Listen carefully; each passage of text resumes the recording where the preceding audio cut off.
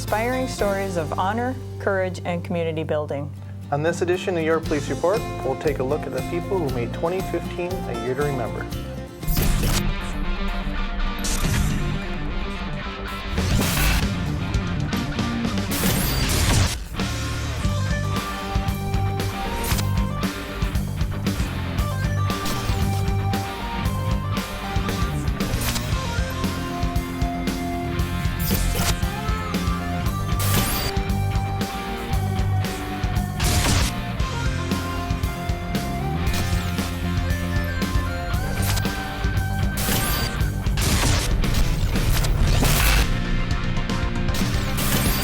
I'm Carrie Crotty. And I'm Lon Bakey.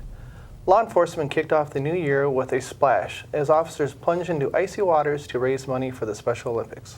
Commander Mike Shortreed took us beneath the lake's surface to get a plunger's perspective on this annual fundraiser. Our chilly Friday morning right now, and you get to see the plunge site from its initial stages, and it's kind of interesting, like you said, when you guys come out tomorrow and you actually see kind of the carnival atmosphere that's in the air. It's a good contrast as to how this all gets set up. I mean, you see the barren ice right now. By tomorrow when the decking is put up and you see the plunge site set up, you see the bear inflated, you see the warming tunnel all inflated. You kind of get a whole new perspective on it. This has always been the first plunge of the polar plunge season for Special Olympics, and it's just a good kickoff for us to start looking at the number of plungers who are registered online as of this morning. I mean, 1,400 plungers for the YPR plunge alone. Already donations collected online is at almost $200,000. Come on out and get cold and wet.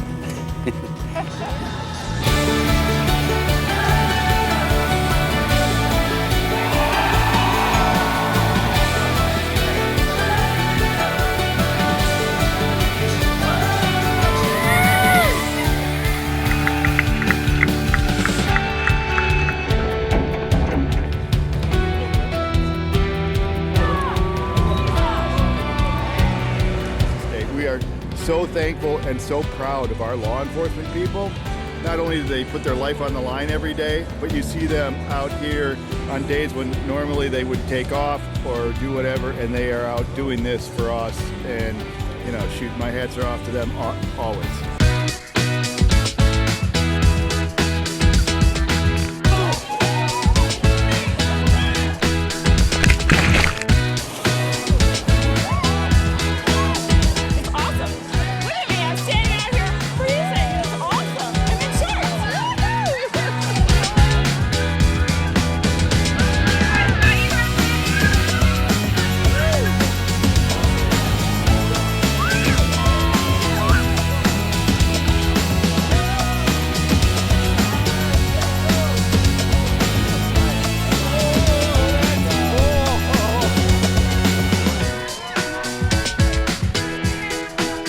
How are ya?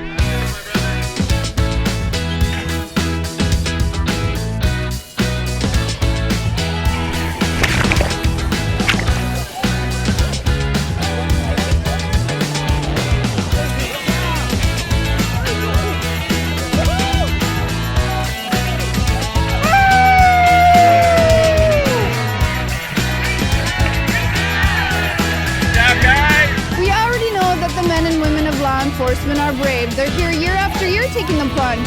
But what about the rest of the people? Are they brave too, or simply crazy? We are the number one in the state. So we're finally going to get a sighting.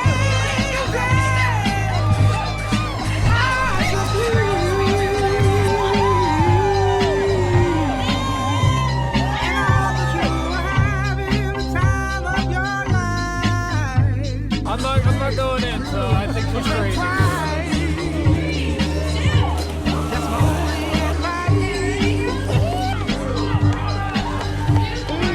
Come on now. It's a very crazy people.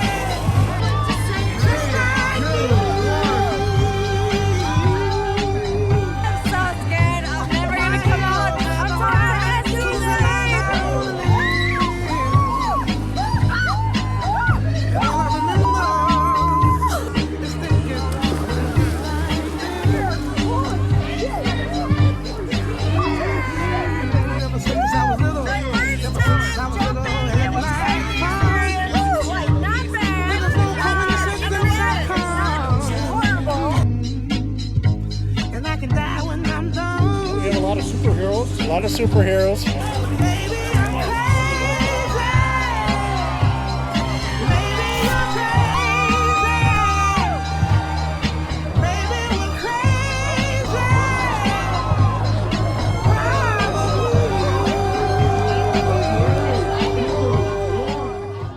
The whole purpose of the plunge is to raise money for the athletes. We decided to see how the money is spent.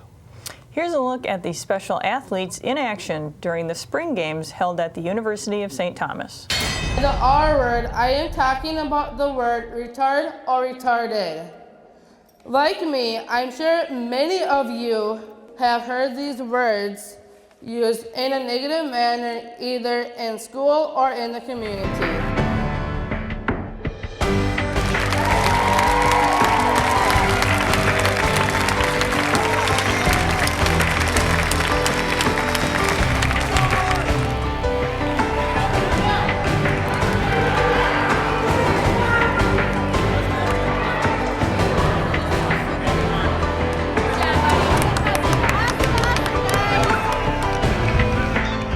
They probably think that people with intellectual disabilities are either dumb or stupid. Spend just a minute with children who have special needs. Good job, Brad. And the word stupid quickly disappears from one's vocabulary. Yes!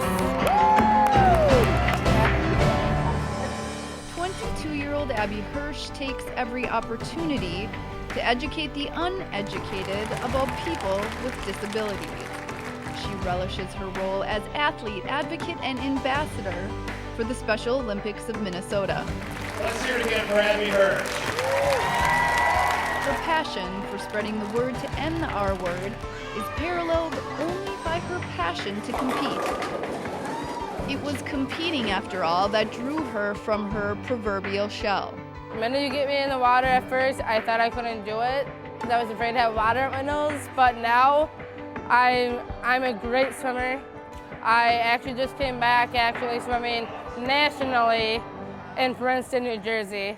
That's the case with most special athletes. When given the opportunity to shine, they often discover their star burns bright. It gives them a new perspective on what some outsiders may call a disadvantage.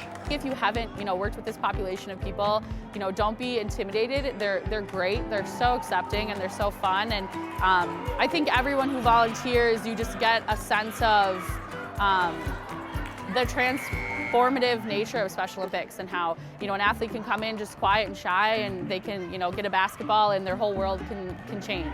And change their world it does. Being around others with disabilities gives them comfort and a sense of community. Community that supports them during the darker days, especially the days when they're called retarded. I can tell you from my experiences by hearing that word, and they actually corrected me at it more than once. It felt like a hot knife in my stomach and twisted. I'm just sick of that word. The R word is perhaps harder on parents of children with special needs than the kids themselves. Rochelle Tillison believes people who use the word simply don't understand how hurtful it is. When I found out that our daughter was going to be born with Downs, I wasn't worried about the challenges. What I knew was going to be the hardest were the days that she came home from school crying because of what people said and did to her.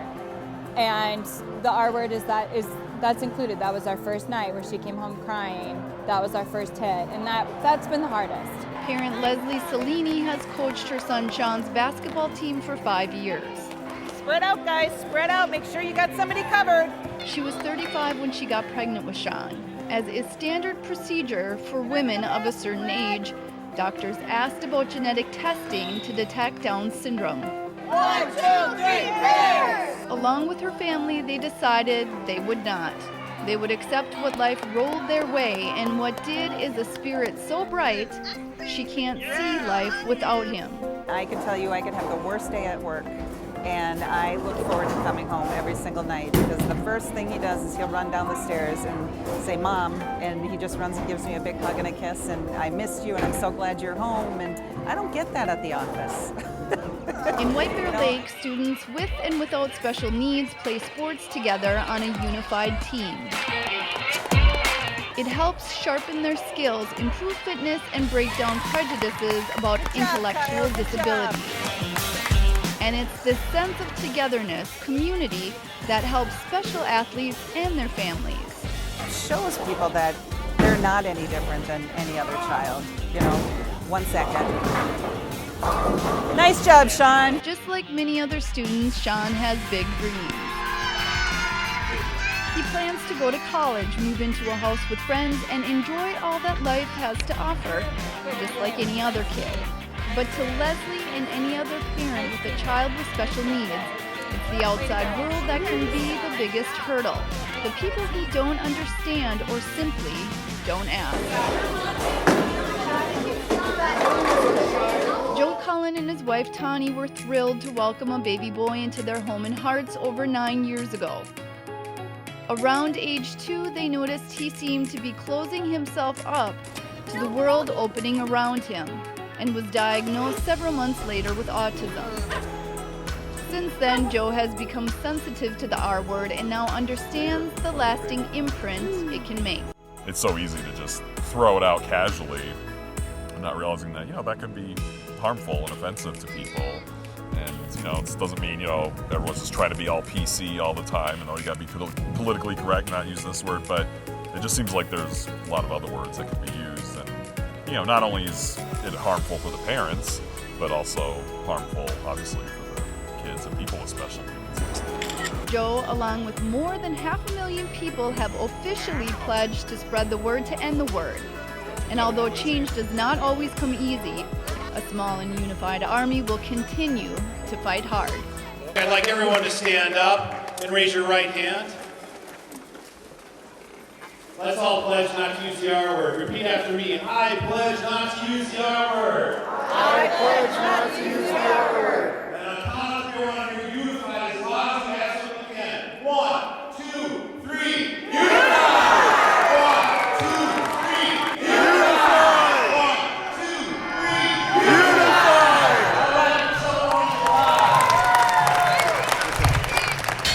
Those really are some amazing kids. Planning for the worst has become the smart way to play it. When we come back, we'll show you the approach Maplewood is taking when it comes to potential violence.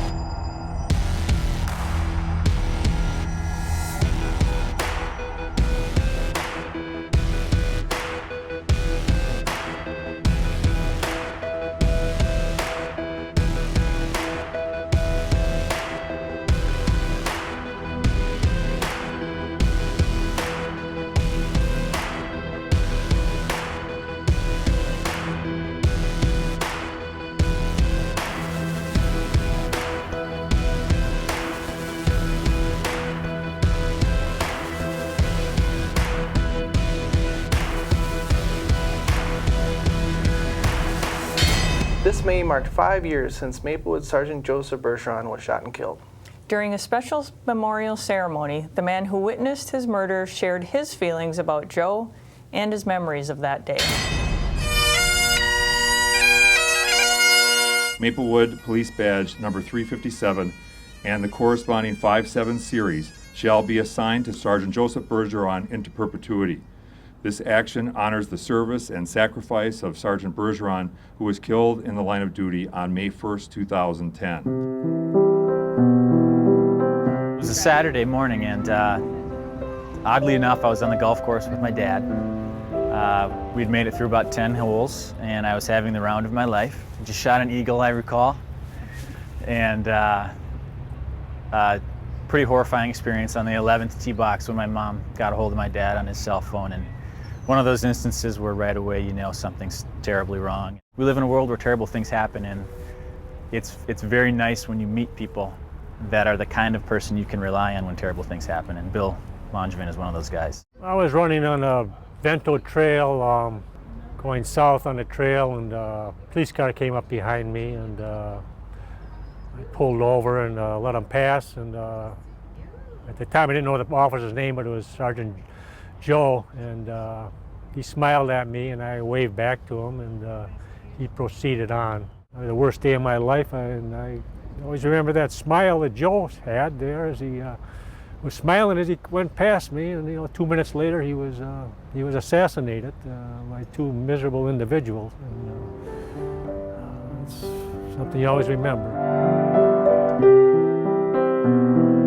I'm very honored to be here, as I have for the past 4 memorials, and I probably will be here for the next memorial and so on until I won't be here, and then I'll probably be with Joe anyways. Just made an impression on me, and I could never forget him. And just come here and honor him for a few moments, and I honor him every day when I go out running. Better to be safe than sorry. That's the approach Maplewood officials are taking when it comes to security. Here's that story. After a gunman opened fire outside a New Hope City Council meeting in January, shooting 2 police officers, Get down, get down. local law enforcement isn't taking any chances when it comes to safety. These things happen quite infrequently, but when they happen, they can often be very deadly and highly violent. Maplewood Police Chief Paul Schnell says the city has an emergency plan in place for council meetings. It addresses everything from the weather to an active shooter. There is a plan. We hope and anticipate that we'll never have to use it, but nonetheless, it's critical that we're prepared. Schnell says a police officer will always be present at council meetings, a precaution taken by some but not all cities. Officer Eric Standard is a firearms instructor for the YPR Lake Police Department. He says the New Hope shooting had officers talking. It was the #1 topic the next morning at our roll call and trying to find out details about it. And then we do, what if scenarios amongst ourselves. So it definitely sets the wheels turning. The department actively trains for active shooter scenarios, and Standard says in any drill, setting up an immediate go plan is key. Going back to pre-Columbine here, there was never really any kind of an immediate go plan. It was always something that was staged and then planned for and then dealt with. Well, we can't afford to do that anymore just because we've got to save people's lives. Although most officers never use their guns in their career, it's important for police to be prepared. And for the average citizen, both Schnell and Standard agree, although rare, people should plan for an active shooting situation. People who don't move during armed encounters, we have a name for that, we call them casualties. According to the Federal Bureau of Investigation, there have been 160 active shootings in the U.S. between 2000 and 2013, resulting in over 1,000 casualties and nearly 500 deaths. The 3 highest include Aurora, Colorado, Virginia Tech, and Fort Hood. In Minnesota, 11 people were killed in 2 school shootings and 6 in the workplace. Experts say the 3 things you should do are run, hide, and if you can't do either, fight back. If there is no other options, this becomes the option of last resort, and that is to engage the person in a way that increases the likelihood of survival. Your police report covers serious topics, but that doesn't mean it's all business all the time, right? We manage to have a little fun now and then. Check out some of our laughs as we go to break. 3,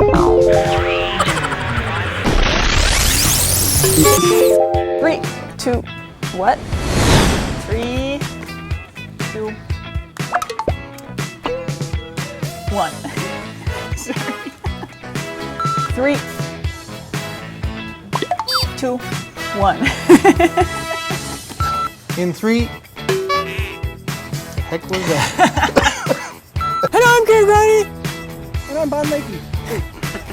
Or something like that. I have a feeling we're doing that again.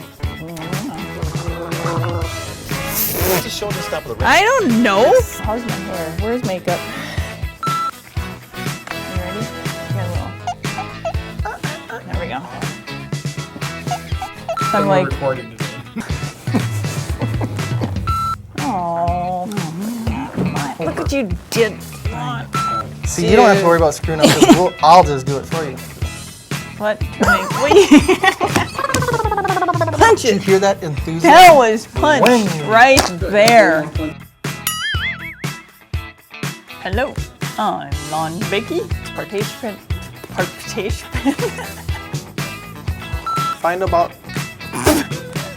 If I screw up my first line, I'm leaving. Oh geez, now you will for sure. Hello? Hello. It wasn't that funny. Okay, whatever she wants. Yep, we just read it. We'll just read it. For the last 5 years, 19, I can't even say 19. Stop. Oh my lord. Nice job. And then I've got another thing. Oh my! His name is Ansel. We'll have those details. Details? Details? It's a detail. I'm gonna detail you. I'm dumb. Can you tell me if Maplewood... Because I have no clue what's going on in this city. I love those twins. Maplewood has continued to grow and diversify in the recent years, and the police department has evolved to meet those needs. During this year's National Night Out, Police Chief Paul Schnell talked about these changes as cultures came together to celebrate community.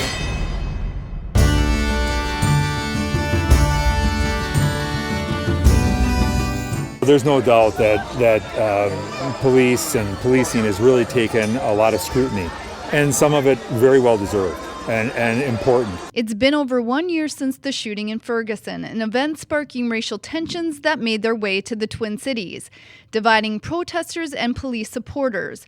But as neighbors gathered during Maplewood's National Night Out, it was all about unity. Events like this and being intentional about those relationships helps make us better as a wider community when we can understand and have relationships with those people who sometimes maybe only seem different to us, and how do we find the ways that we're very similar. Our Redeemer Church joined with Spanish and Hmong congregations to celebrate Maplewood's diversity.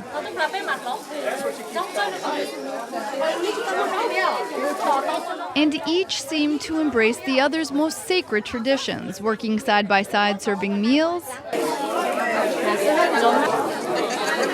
and translating American gospel into Hmong.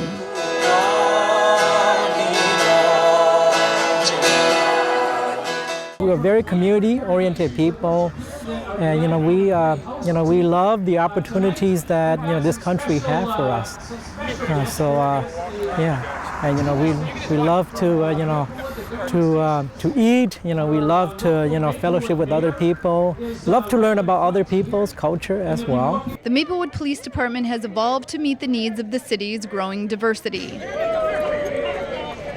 With 4 Hmong officers on the force, Chief Paul Schnell says it's really about relating with residents. The reality is we're a better police department because of the diversity of the department. We just hired our first Karen CSO. And that's another great opportunity because there's a growing population of Korean people living here, and so it's an opportunity for us to make a connection. National Night Out was started 32 years ago as a way to build police-community relationships, and today 38 million neighbors participate nationwide. According to the National Night Out website, Maplewood rates 6th in the country in its population category. But to the police and people of Maplewood, it's about more than numbers, it's about community. It really is a melting pot of people. It's a melting pot of faiths. It's a melting pot of ethnic communities. And we're just glad to be, if you will, one of those big pots that can contain and hold and celebrate together.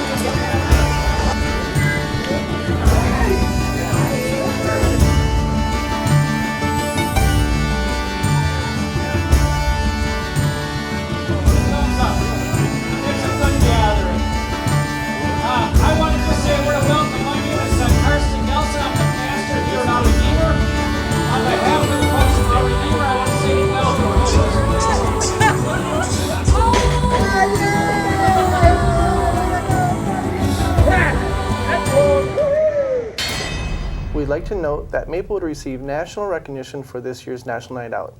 It continues to rate high nationally among other cities its size.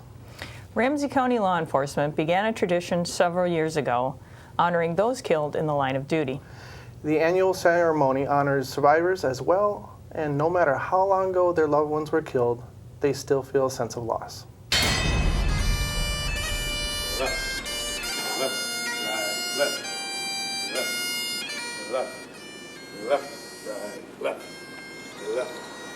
O Lord, today we honor those who have sacrificed life and those who have endangered themselves, acting with courage and conviction for the good of all.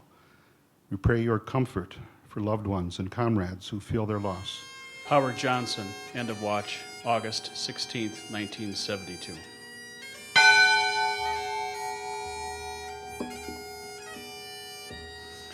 My dad had just been home and had lunch with my mom and said to the dog when he left, "I'd really like to take a nap with you and not go back to work today, but I have to."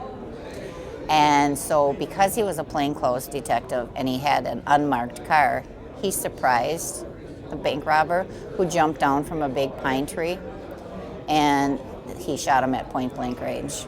Beautiful, for heroes proved in liberating strife. I feel fortunate that I had a wonderful father for 22 years. For themselves, their country loved. I want to thank all the families who are here of the fallen. It is so important for law enforcement and for the citizens of our state that we never ever forget those who gave their lives to serve the rest of us.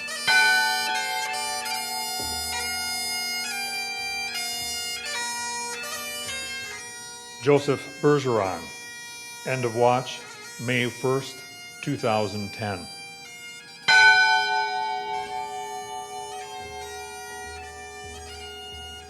May time never erase the sacrifices that were made. May no officer ever fall alone to lie cold in their grave. May those of us still serving remember well the price they paid. May their memory stand forever as those who went down brave.